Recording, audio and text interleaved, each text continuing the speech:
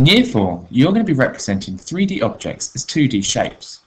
You'll also be creating 2D maps to model real-life situations. Activity. We need to build 4 more classrooms at our school.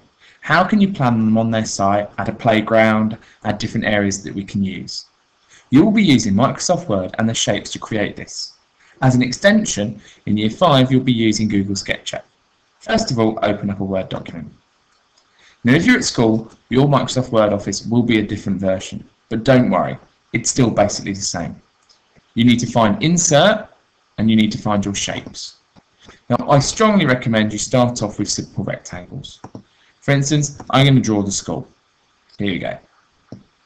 Now, with Microsoft Office 2003 and with 2010, you're able to right click and format the shapes. Here you can give it any colour. I'm going to give it a green colour to represent the grass. Here you go. This is our school field. Now I need to put on 3 classrooms. So again, insert shapes, and I'm going to draw my classrooms. Now, this is where you need to use your ICT skills. If I build 3 classrooms here that are all the same size, you need to start thinking, well, how actually will I get between the classrooms? Because currently there is grass. Are you going to want a tunnel? Are you going to want concrete? Are you going to want a pavement? So again, I can place other buildings in or other shapes in, and this now represents my floor. So I can go back to colour themes and I can maybe put grey to represent tarmac. I could always perhaps have, if you go to more shapes, you can, and this works in 2003, find a pattern fill. And I now have a marble flooring. Now, the skill comes with this, that although you're using the Microsoft Word to represent your real situation, to create a 2D map, you're also able, that's what you're doing in Year 5, you're also able to use this to copy and to paste. Now, it's slightly different in different versions, but here we go, I've now pasted it. I can now rotate it. So I no longer have to keep on pressing add or insert, and I can then move up and I can reduce the size of this. This is saving you time. For instance, the buildings. I only needed to create 1 building, and I can right click copy and right click paste. Now notice how this is behind. If you right click on it, you can bring it to the front. Well, if you do it correctly.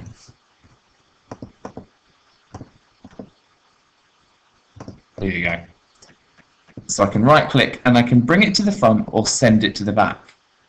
For instance, here my building is across the road. If I right click on it and bring this to the front, this is now above the road. This works especially well if you're adding extra detail. So again I copy, again I paste. Here we go. And now I'm building my school up. I now want to use a different type of shape. I want to use a shape, and I want this to represent a tree or a bush. So again, I'm going to format the shape. I'm going to give it a pattern or a colour. And again, I can copy and I can paste. Now, I want this to make it be a slightly more exciting bush. And like our school logo, I'd like it to have a few apples on it. So I'm going to put in my shapes, and again, remember, I only now have to do it once. I don't have to keep on doing it all the time. I can make these apples red. I can copy, and I can paste. And I can, if I want to, use my shortcut controls on my computer and do Control V. There we go. Now, this is a very good skill to know. If you press and hold the Control key on your keyboard, you're able to click on all your objects. You can then right click and group them.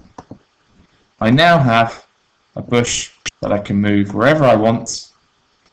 I can resize to make sure it's to scale, and I can rotate it. So I can now continue building my school.